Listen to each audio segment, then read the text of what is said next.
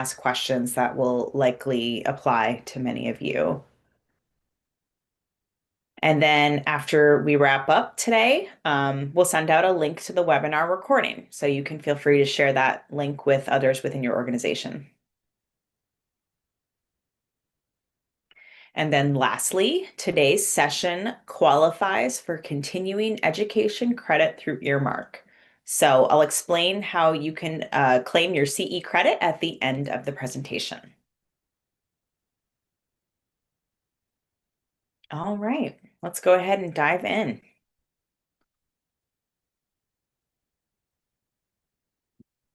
So my name is Taylor Gorel, and I am a manager of customer success. I work with nonprofits nationwide to keep them compliant with state charitable solicitation registration and reporting requirements. And previously, I have worked for years in the nonprofit sector.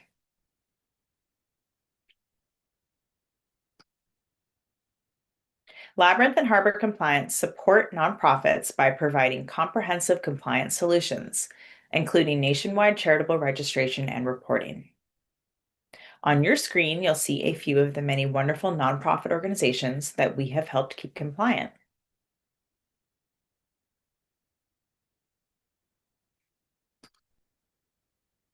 Let's begin by looking at the topics that I will cover in today's webinar. Excuse me. Today, we will discuss the following: state charitable registration requirements, online fundraising activities and how they trigger registration requirements, why fundraising compliance should be a priority, what it takes to register to fundraise and how much it costs, and how to manage state fundraising registrations and simplify the process. The presentation will be about 35 to 40 minutes, followed by a 5 to 10-minute question and answer period.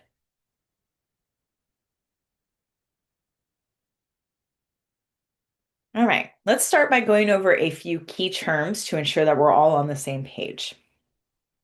At its core, compliance simply means following the rules. Charitable registration compliance refers to following the laws and regulations that govern charitable solicitation registration. So, what is charitable solicitation? It's just another way of saying fundraising or asking for donations for a charitable purpose. While the IRS oversees nonprofit status, fundraising is regulated at the state level. A total of 40 jurisdictions, including Washington, D.C., require charities to register before they can start soliciting donations within their borders. These rules exist to protect donors, safeguard legitimate charities, and maintain the nonprofit sector's reputation and special status. Charitable registration and reporting rules focus on the act of asking for donations, not receiving them. So that's a very important distinction. This means that soliciting donations is actually what triggers the requirement to register, not simply accepting funds. I'll dive deeper into this distinction in just a moment. This map highlights the states that require charitable registration. It's a useful resource, so you may want to bookmark it for quick reference in the future. Here's how to read the map. The 40 navy blue and dark blue states require charities to register before soliciting donations. The difference is that the dark blue states only require registration prior to solicitation.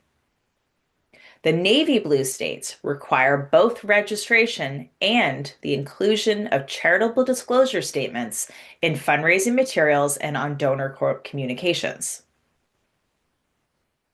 The two light blue states don't require registration, but do require disclosure statements and solicitations. The gray states do not require registration or charitable disclosure statements. I'm going to launch a quick poll regarding how many states your organization is currently registered in.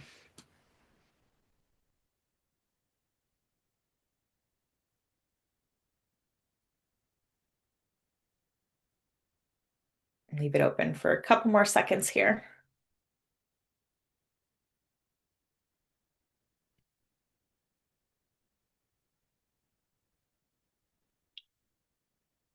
Okay, I'm going to end it and I will share the results. Looks like most participants are reporting about 1 to 5 states and then 15 plus states. All right, thanks for that. So I mentioned charitable disclosure statements. I will discuss those a little bit later in the presentation, but first I want to dive into charitable registration. Many nonprofits wonder whether charitable registration and reporting requirements apply to them, and if so, in which states. The short answer is that if a charity is fundraising, it likely needs to register and report in at least a few states. Why? Because as I just covered, registration is triggered by the act of soliciting donations, not whether donations are actually received in response. Now let's take a closer look at regulated solicitation. Simply put, solicitation means fundraising or asking for donations, and this can happen in many ways. Some of the most traditional methods include mailing letters to potential donors, making fundraising phone calls, and hosting fundraising events. I'll explore these and other forms of solicitation in more detail next. States regulate many types of fundraising activities, not just traditional methods like mailing and phone calls. Other solicitation methods that may require registration include applying for grants, collecting membership dues, and accepting donations through a charity's website.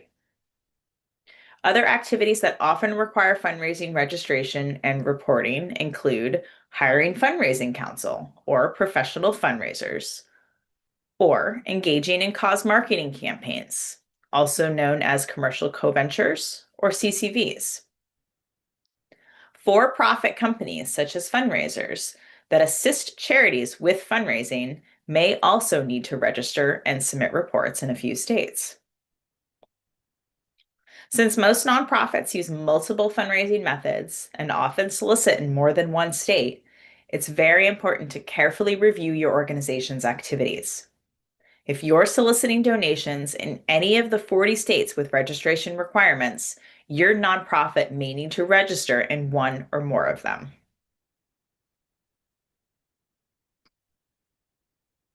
Now let's talk about another type of fundraising that often requires charitable registration: online fundraising.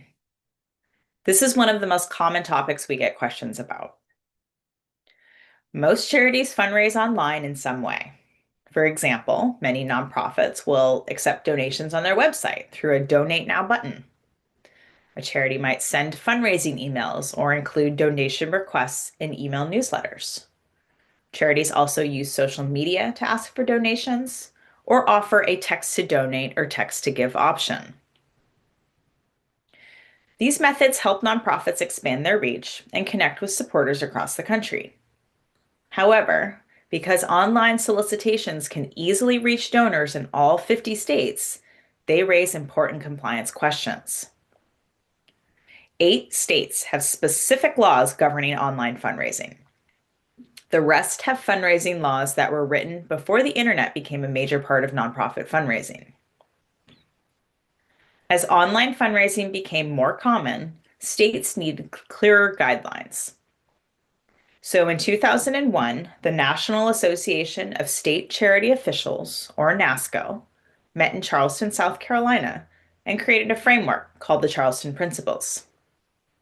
These guidelines suggest that a nonprofit should register in a state if it targets residents of that state with email solicitations, or it receives ongoing, repeated, or substantial donations from that state. However, the Charleston Principles don't define what qualifies as ongoing, repeated, or substantial donations. Plus, not all states have adopted them into law. This means that while they provide a helpful framework, they do not establish definitive registration requirements. Since online fundraising can reach donors in every state, it's often considered a form of nationwide solicitation. If a nonprofit receives donations from out-of-state donors and then follows up, whether by email, mail, or phone, it's actively soliciting in that state. A common question we hear is, what if we receive an unsolicited donation? Does that trigger a registration requirement? While it is possible to receive a donation without asking for it, nonprofits will typically engage with donors to encourage repeat giving. California, for example, requires nonprofits to register within 30 days of receiving funds, whether the donation was solicited or not. Ultimately, if your nonprofit fundraises online, it's important to understand the state laws that apply and determine where registration may need to be required.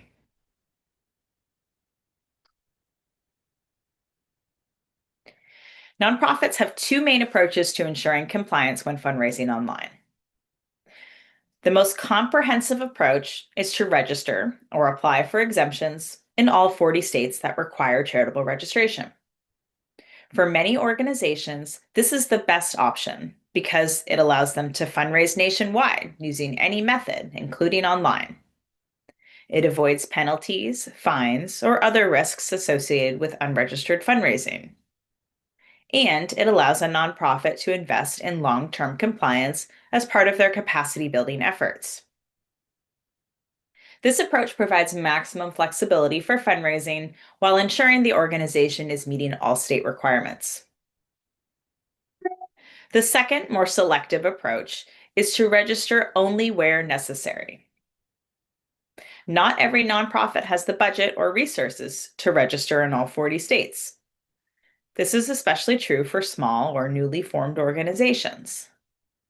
In this case, a nonprofit can register only in states where it regularly fundraises. The nonprofit must then avoid solicitation activities in states where registration would be required.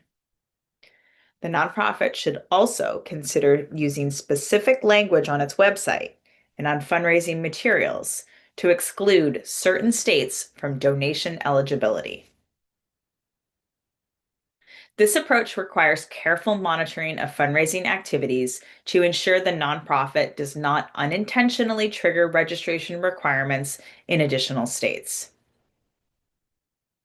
Ultimately, each organization must weigh the cost of registering in a state against the opportunity cost of not accepting donations there.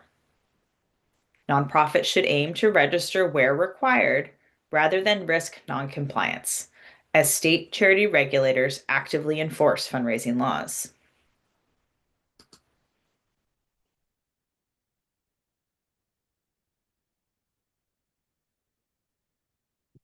Now that you understand when fundraising registration is required, let's go over how to determine where your nonprofit may need to register.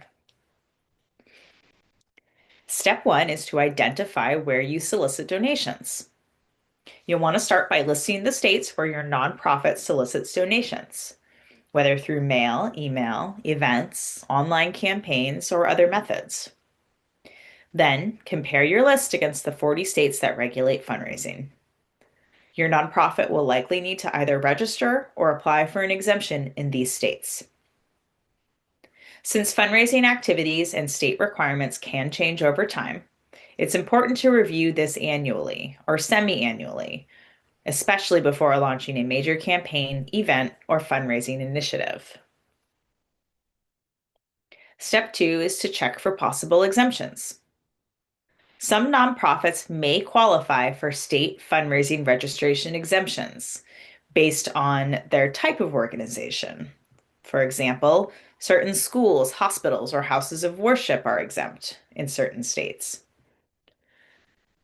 Another possible exemption could be based on solicitation methods or total annual revenue. So some states exempt small nonprofits earning under $10,000 or $15,000, depending on the state.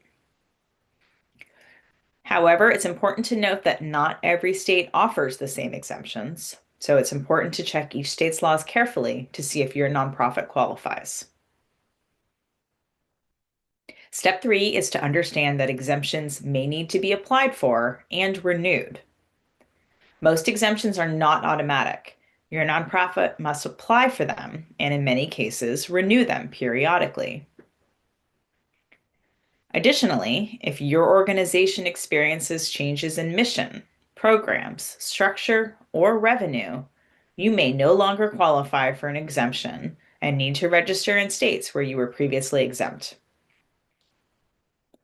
Ensuring compliance in every regulating state requires careful research into each state's registration and exemption requirements. A great first step is to educate your leadership team on state charitable registration rules and the fundraising activities that trigger them. This knowledge will help your nonprofit stay compliant and avoid unnecessary risks. I'm going to launch one more quick poll regarding who currently manages your charitable registrations.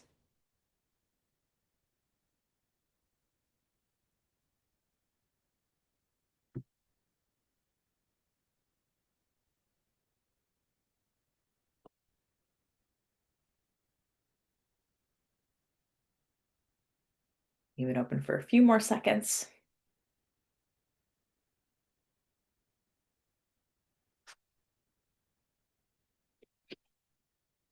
Okay, I'm going to go ahead and end it and share the results. Looks like most participants are reporting that they have an in-house employee that manages your registrations. Okay.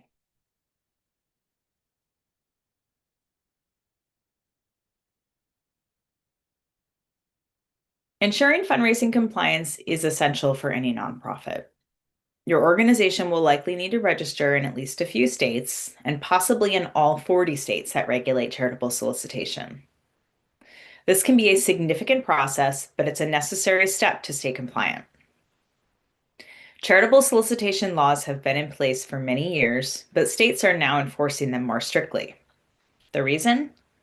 To protect donors and ensure their contributions go to legitimate causes, to safeguard the reputation of compliant nonprofits, and to uphold trust in the nonprofit sector as a whole.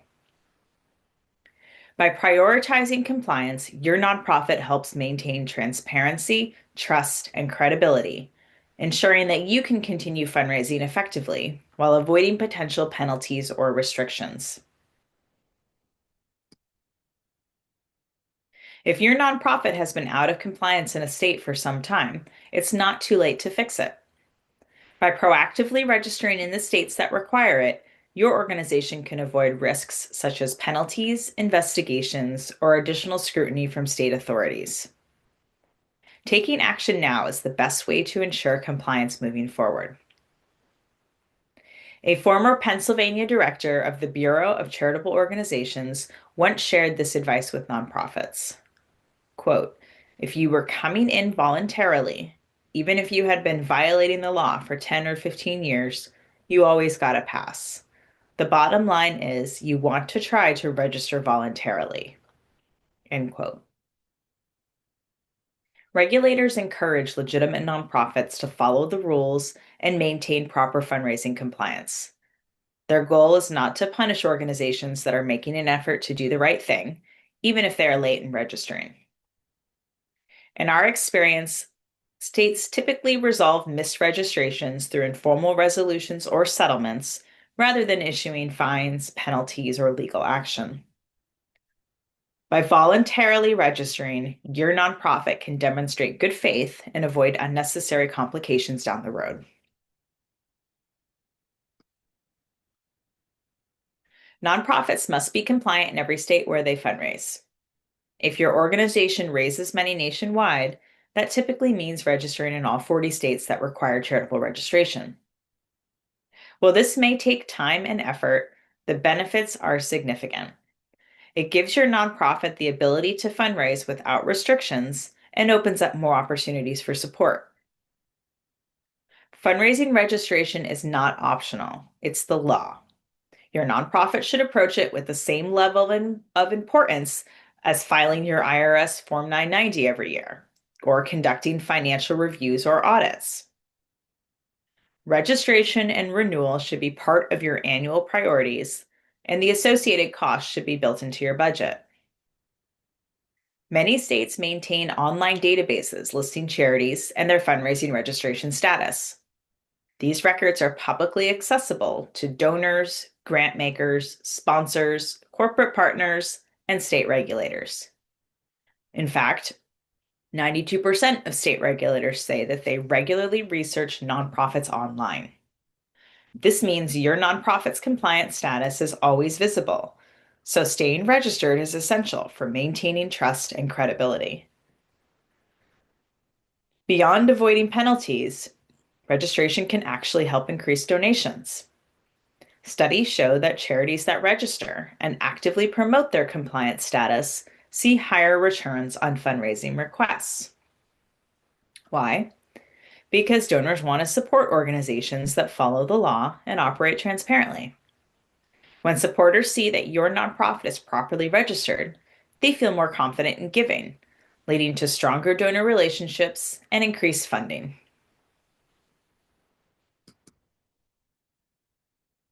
Maintaining legal compliance isn't just about following the law. It's also a best practice for nonprofits.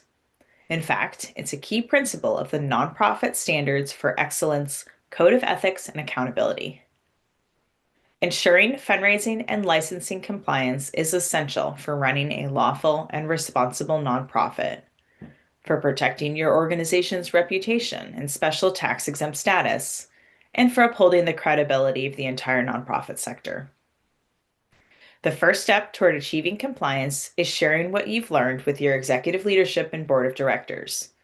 Your leadership team is committed to protecting your nonprofit's reputation and long-term success.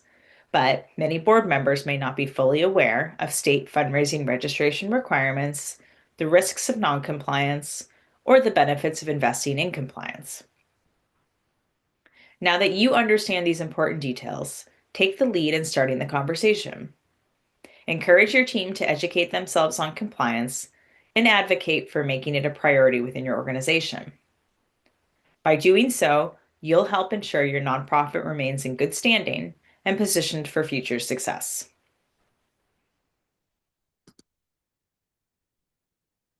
Registering to fundraise involves different requirements in each state, but overall, the process can be broken down into 4 key phases: research, apply, monitor, and renew.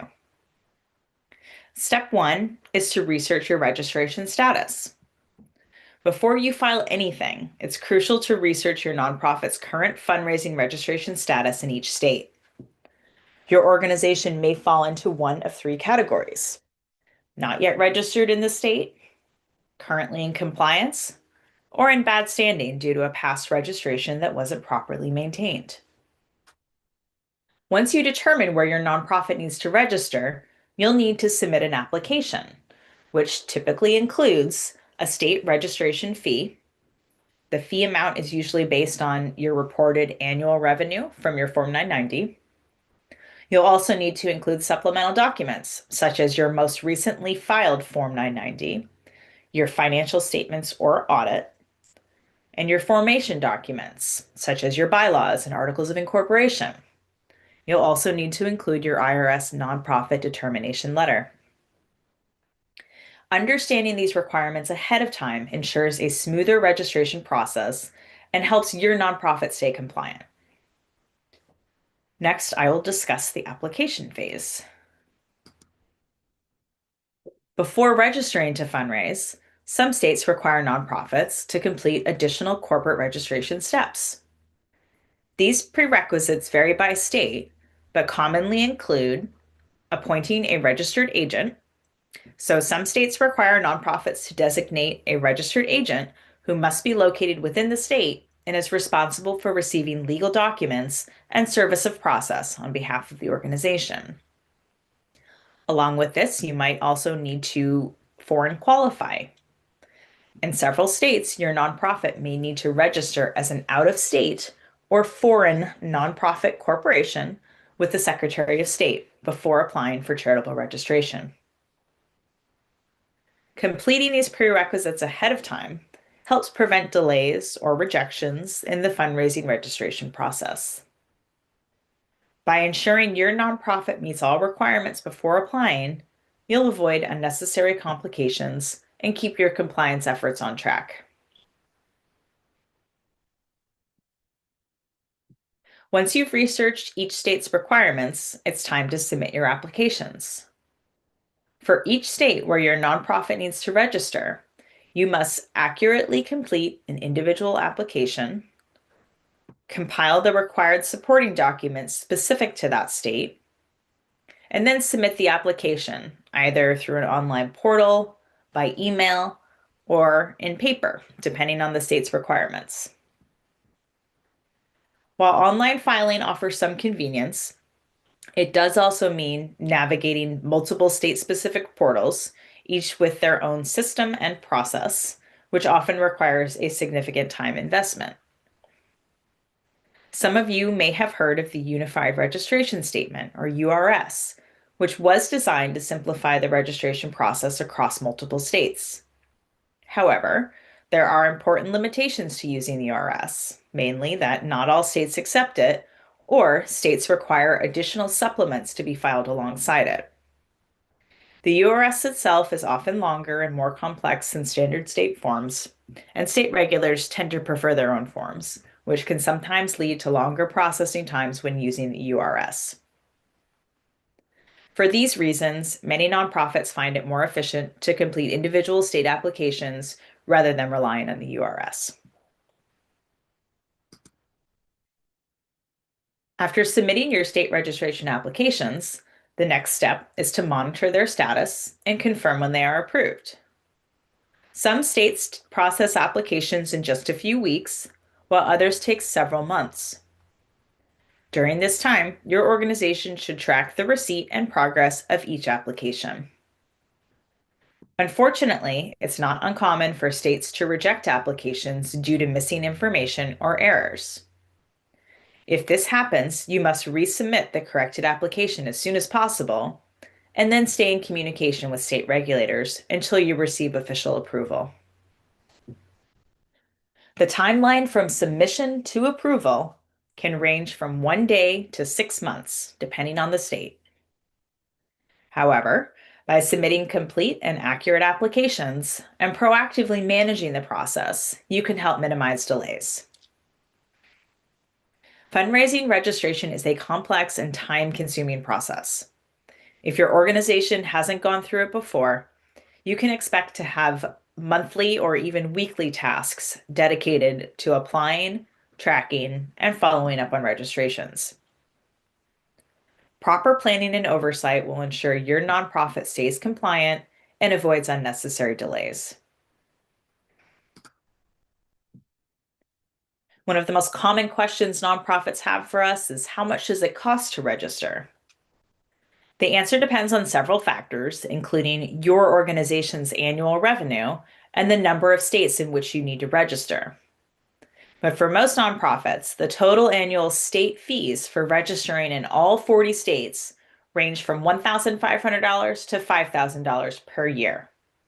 This is not a per state cost. This is the combined total of all state fees. Here's a general breakdown.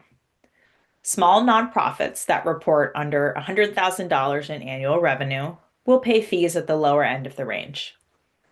Large nonprofits that report over $10 million in annual revenue will pay fees at the higher end of the range. Most other nonprofits will fall somewhere in between. While costs vary by state and organization size, understanding this range can help your nonprofit plan and budget for fundraising compliance.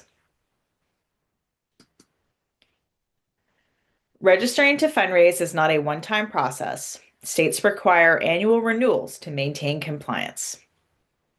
Most states require annual renewals. However, Washington, D.C. and Georgia renew biennially, or every 2 years. Keeping up with renewal deadlines is essential. Most states base their renewal due dates on either the end of the organization's tax year or the organization's original registration date with that state. Since renewal applications often require Form 990 and financial statements, it's crucial to complete these documents on time. Many states require financials to be independently reviewed or audited, depending on your nonprofit's revenue.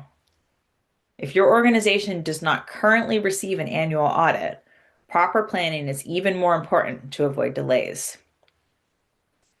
Each year, nonprofits should collaborate with their tax preparers and auditors to determine what type of financial statements are required for registration renewal, and the deadline for completion to stay in good standing.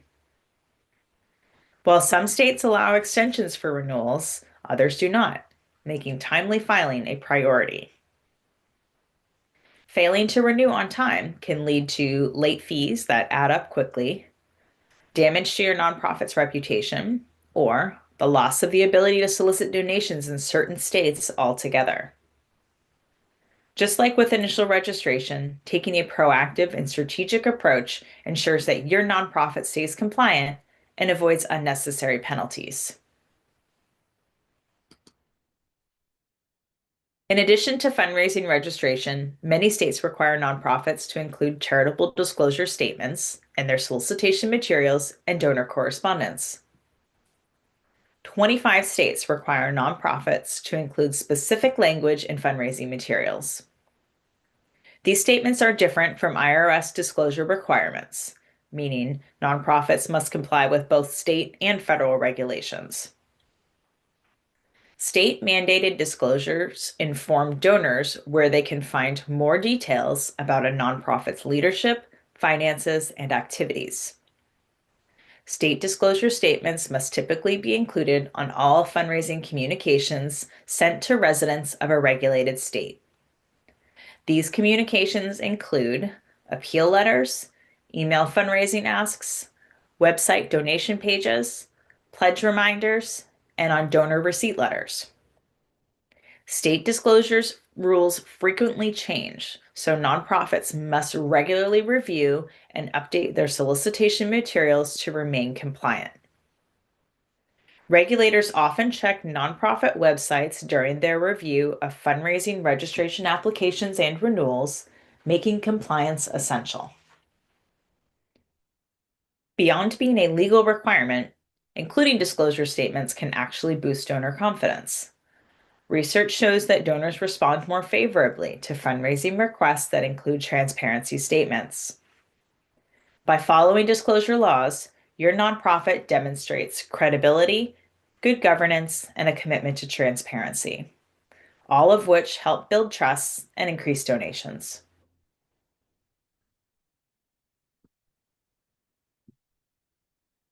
To wrap up, let's talk about how your nonprofit can streamline and manage the fundraising registration and renewal process effectively.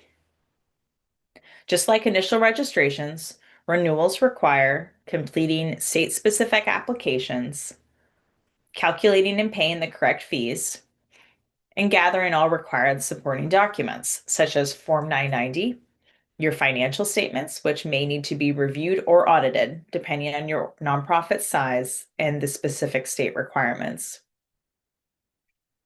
The biggest difference between initial and renewal filings is that renewals have set deadlines that apply to all registered nonprofits. So tracking these due dates is essential to avoid late fees and penalties. Nonprofits must have a reliable system to track each state's renewal deadlines, license numbers, fees, and any changing registration requirements. Many organizations start with spreadsheets and calendar reminders, but these manual systems often fail because they require constant updates. Changes in state requirements or deadlines can easily be missed, leading to unintentional noncompliance. State laws and administrative procedures also frequently change, affecting reporting requirements, disclosure statement language, renewal due dates and fees, registration forms and online filing portals, and even accepted signature formats. Leadership changes at state registration offices can also bring unexpected updates to the process, making ongoing monitoring essential for staying compliant. By using structured tracking systems and staying informed about state-level changes, your nonprofit can simplify the fundraising registration and renewal process, ensuring compliance and avoiding unnecessary risks. We've covered the complexities of state charitable registration and renewals, as well as why prioritizing fundraising compliance is essential for your nonprofit. If your nonprofit needs to register in multiple states, you might be feeling overwhelmed by the complexity of managing registrations and renewals, the ongoing time commitment required from staff, and the risks of missing deadlines or state requirements. That's where Labyrinth can help. We offer a fully managed compliance solution, handling every step of the process so your team can stay focused on your mission. Our services include researching state requirements and handling prerequisites, preparing applications and compiling all required documents, cutting checks for state fees and submitting registrations, following up with states to track approvals, managing extensions and renewals to keep your nonprofit compliant. We take care of everything so you don't have to. Our compliance services are offered at a flat rate per state with annual billing. No hourly fees, no surprises. If you're interested in learning more, we'd love to help. Schedule a time to speak with us at no obligation, and we'll provide a customized plan for your organization's path to compliance. Small teams with big missions often lack the resources to tackle regulatory filings on their own. That's where we come in. Our local nonprofit essentials is a complete package that includes everything you need. Created especially for nonprofits operating in 1 to 5 states, Local Essentials is an affordable solution designed to be your compliance easy button. It has everything you need to put your government filings on autopilot, including charitable registration filing preparation, submission, and tracking, registered agent service to ensure you reliably receive legal documents and government notices, annual report filings to keep your nonprofit's corporate registration in good standing, foreign qualification to create new corporate registrations in states where it's a prerequisite for charitable registration, our dynamic disclosure software that automatically displays the correct disclosure language next to your online solicitations, and access to 990 tax prep services at a reduced rate provided by TaxFile. And for organizations operating in 6+ states, Compliance Pro is the simplest way to achieve compliance nationwide. Just like Local Essentials, Compliance Pro delivers all the core services you need, plus personalized onboarding and priority support delivered by our experts. In addition to our managed compliance services, we offer software to help track your state-by-state compliance details. It keeps you informed about the status of your registrations in each state, state fees to assist with budgeting, and renewal deadlines to help you stay on schedule. The software allows for multiple users with different permission levels, so key stakeholders such as leadership, board members, accountants, attorneys, and consultants can all have real-time visibility into your compliance status. By using our software alongside our full-service compliance management, your organization gains a clear, organized system to track registrations and plan ahead with confidence. Keeping up with charitable disclosure requirements can be challenging, but our disclosure tool makes it easy to stay compliant. Our disclosure tool generates accurate disclosure statements for your website and printed solicitations. It updates dynamically in real time whenever state requirements or your registration data changes. And it also creates alerts for any registration issues that may impact your disclosures. With this tool, your organization can ensure compliance effortlessly while keeping your fundraising materials up to date, without the hassle of manually tracking disclosure changes. We offer referral and affiliate partnership opportunities designed to support professionals like accountants and attorneys. We can help you serve your clients with our nationwide registered agent services. We can assist your clients no matter where they're located. We provide support for both for-profit and nonprofit clients. Our expertise spans all industries. We also offer industry and occupational licensing. We handle licensing across all sectors, including nonprofit. We frequently partner with firms and organizations to create co-branded educational content that benefits both your clients and the industry. You can explore our curated educational resources on labyrinthinc.com's resource page or the Harbor Compliance Information Center. If you'd like to learn more about our partnership program, we'd love to connect. Please reach out to us anytime.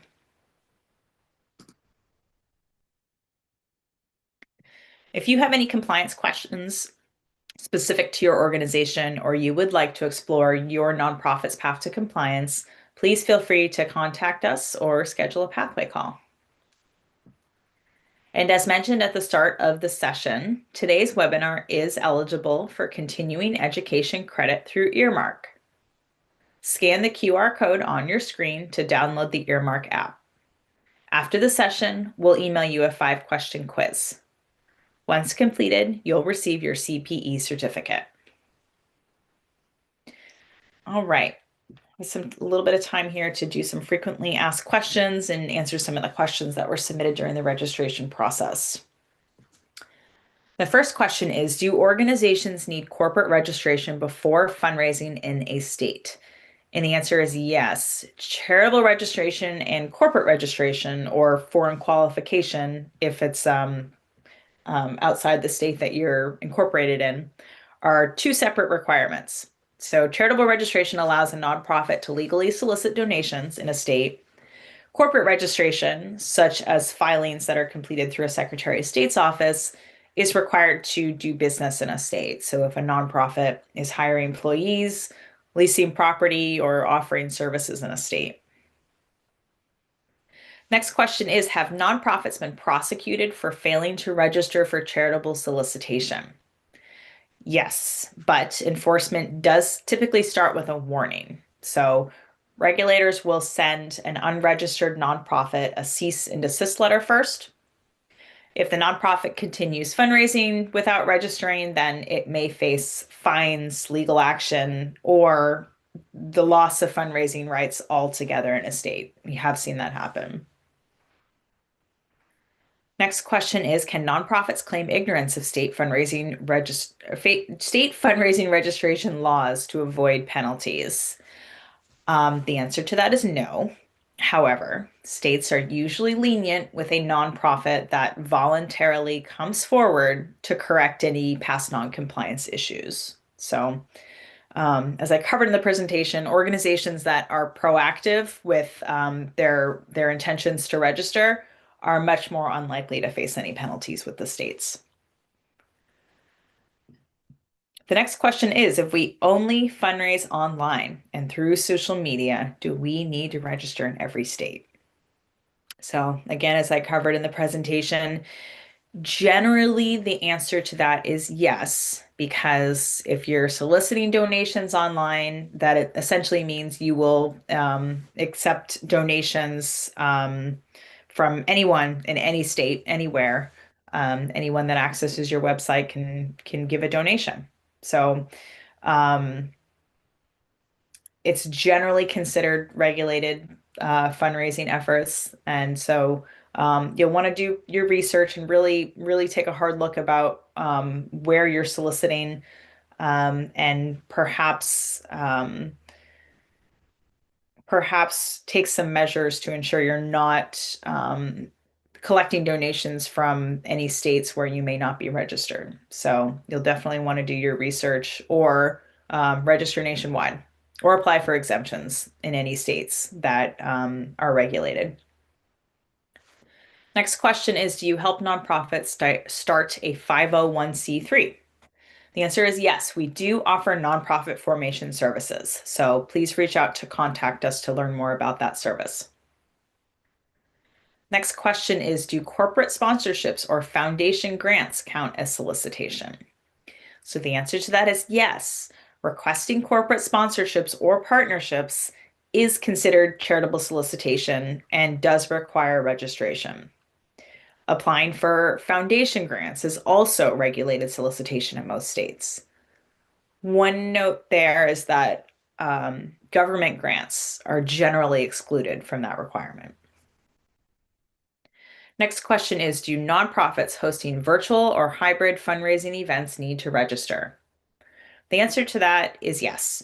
Whether an event is in person, virtual, or hybrid, it is still considered charitable solicitation.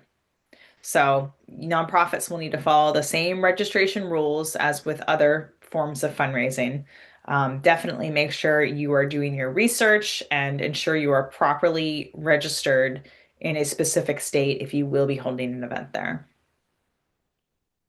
Next question is, what are the compliance obligations for foreign nonprofits fundraising in the US?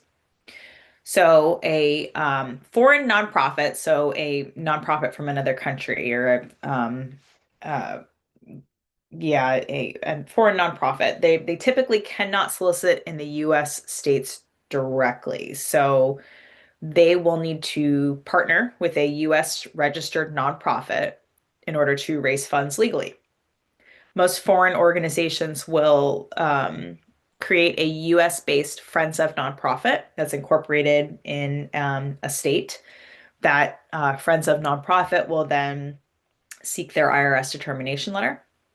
And then once they're properly registered to solicit donations in all states where solicitation will occur, then they can go ahead and fundraise and provide donations through their partnership to that the foreign nonprofit that way.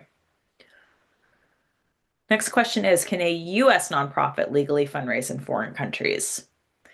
Yes, but compliance does vary by country. So most countries do have their own fundraising registration requirements, just like with the US. So a US nonprofit should research and follow each country's laws before fundraising internationally. So again, definitely do your research before you commence any fundraising. That is going to do it for today. I recognize if you have other questions that we didn't get to or we didn't answer, or if you have a question specific to your nonprofit, I do encourage you to reach out and talk to one of our experts, get an answer to your question, or try to schedule a pathway call to learn if our services might be of benefit to you. I do appreciate you joining today's session. I hope I was able to help clarify some charitable registration obligations. And again, please reach out if you have additional questions. We'd love to hear from you. Okay, that concludes today's webinar. Thank you all so much.